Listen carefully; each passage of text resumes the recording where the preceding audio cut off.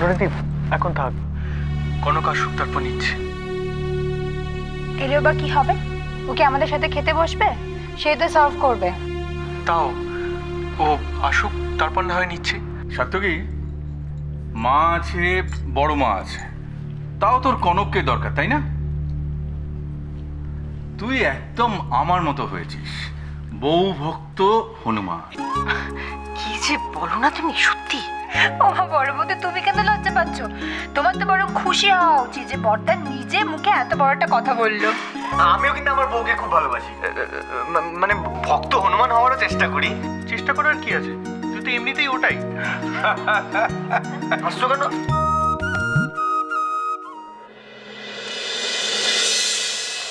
ডাকছিলে আমাকে?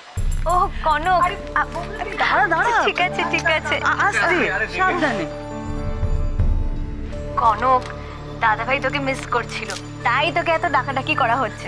আর তার থেকেও বড় কথা, ছোট মা আজকে বলেছেন যে আমরা সব বউরা মিলে একসাথে ব্রেকফাস্ট করবো, তাই তোকেও বসতে হবে। আমি একটু পরে বসি, বেরিয়ে নিয়ে আগে, বেরিয়ে নিয়ে বস তো।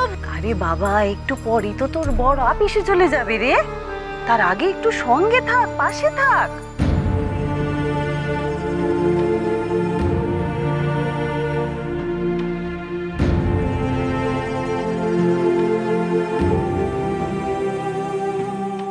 কনক বসো।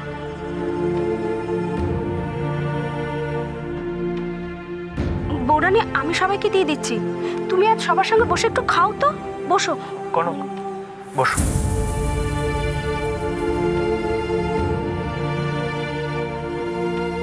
বসো।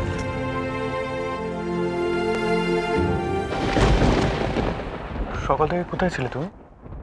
এই একটা ভালো প্রশ্ন করেছো বাবা জীবন। মেয়েটার এই হচ্ছে দোষ ছোটবেলা থেকে, 24 ঘন্টা শুধু কাজ আর কাজ। আরে বাবা, এ বাড়িতে কি কাজের লোকের অভাব আছে নাকি রে?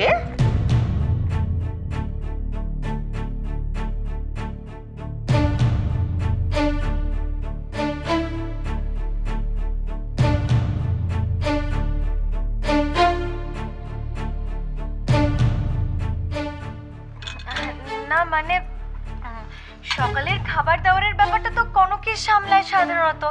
আজকে হঠাৎ কি এমন হলো যে তুই অন্য কিছু করছিলি কনক? না না, বৌরানি সকালে সবকিছু গুছিয়ে দিয়ে গেছিল। ও, কথাটা হচ্ছে যাবে কেন, একটু পরে তোর বর বেরিয়ে যাবে, তারপরে তো আর সারাদিন দেখা সাক্ষাৎ হবে না গো।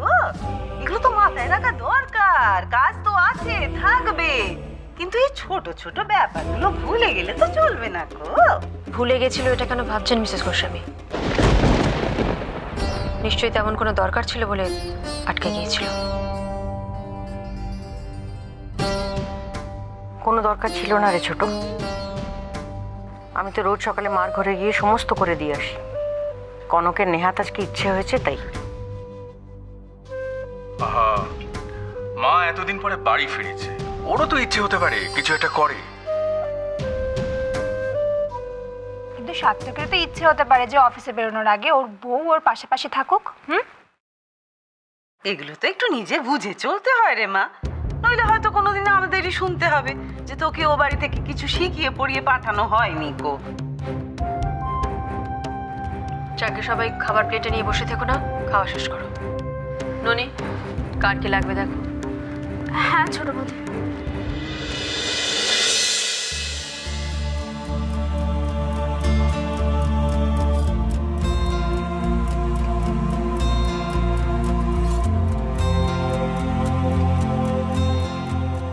ব্যাপারটা আমার মনে থাকবে, আমার কনক আমাকে ছাড়া সবার কথা ভাবে।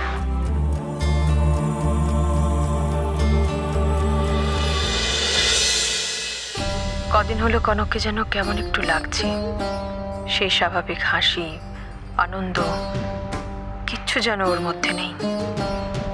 কিছু কি সমস্যা হয়েছে সাত্তকীর সঙ্গে? কিছু নার্সিংহোমে তোমার কি জল খাবার দিত বৌদি? ওই যা দেয় রুগীর পথ্য, তেল কম, ঝাল কম, নুন কম, মশলা কম, সে আর অখাদ্য একেবারে। বাবা, শুনেই তো আমার গায়ের ভেতরটা কিরকম করছে। না, এটা কষ্ট ঠিকই, অবশ্য দুপুরবেলা খাবার তোমার তো এই বাড়ি থেকে যেত, বাড়িতেও তো তেল মশলা ছাড়া খাবারই দেয়, কিন্তু তাতে ভালোবাসার স্বাদটুকু তো আছে না। সেই তো ঠিক বলেছ। কি হলো, জল খাবে? কিছু না, জল। ও বৌরানী, কোথায় গেলে? জলটা দিয়ে যাও। ও ননি, শ্রী, কোথায় গেলি? আরে দেখো, খেতে দিয়ে যায়, জল দেয় না। কোথায় গেলি? জলটা দিয়ে যা না। বৌরানী, তুমি আমাদের অভ্যেস এমন খারাপ করে দিয়েছো, এই সময়গুলোতে তুমি না থাকলে আমাদের একদম ফাঁকা ফাঁকা লাগে, আর স্বাদ তো কিন্তু লাগবেই। আমি তো আজকে খুব খুশি, আজকে অনেকদিন পর বৌরানী আমাদের সাথে বসে খাচ্ছে।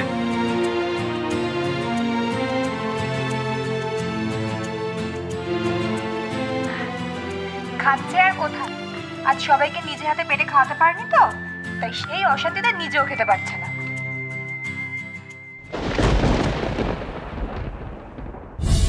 না, কিছু একটা কনকের হয়েছে। ওকে এত বেখেয়ালি আমি আগে কোনোদিন দেখিনি।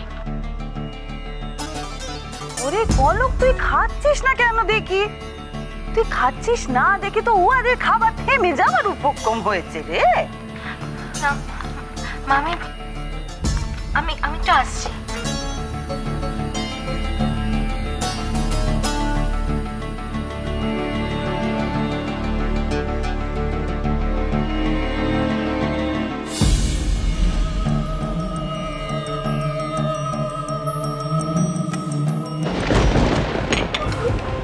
বৌদি, বৌদি, কি হলো? কি হলো তোমার?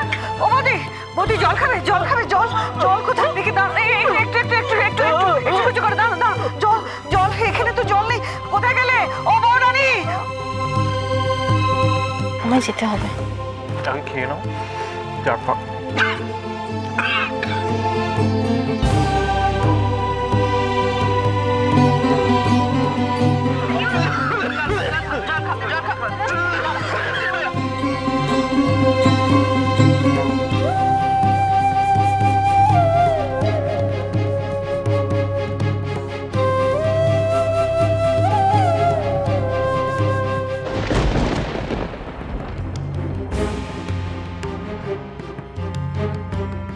তুমি যাও তো বাবু, যাও, আমরা তো খাচ্ছি। তুমি বরঞ্চ একটু জল দিয়ে যাও।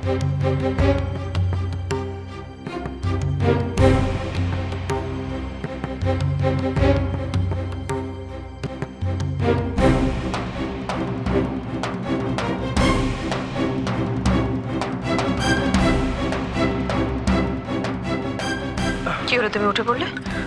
মা, রাঙামাটির জল দিয়ে আসা হয়নি, আমি আসছি এক্ষুনি।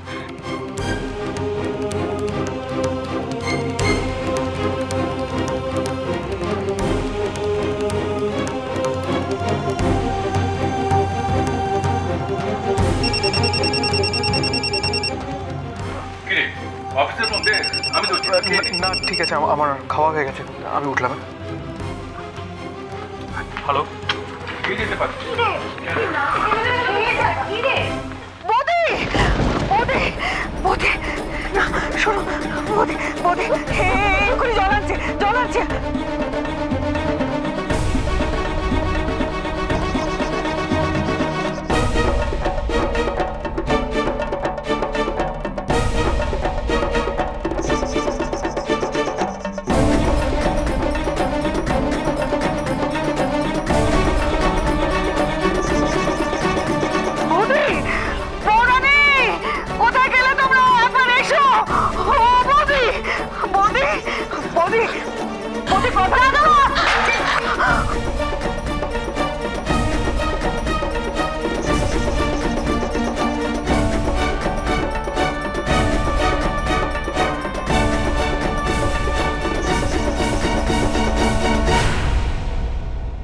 কেন একবার এই কথা বলছো তুমি? তোমাকে তো কেউ কিছু জিজ্ঞেস করেনি? ওই তো নিজের শাশুড়ির কাছে ভালো হওয়ার চেষ্টা। সোহাগ করা ভালো, কিন্তু সময় মতো শিক্ষা শাসন করাও খুব দরকার। ফুল দিদুন, তুমি মনে হয় ভুলে যাচ্ছ যে তুমি যখন অসুস্থ ছিলে তখন কিন্তু এই বৌরানী তোমার প্রাণ বাঁচিয়েছিল। আমার প্রাণ বাঁচিয়েছে বলে কি ও আর একজনের প্রাণ নিতে পারে?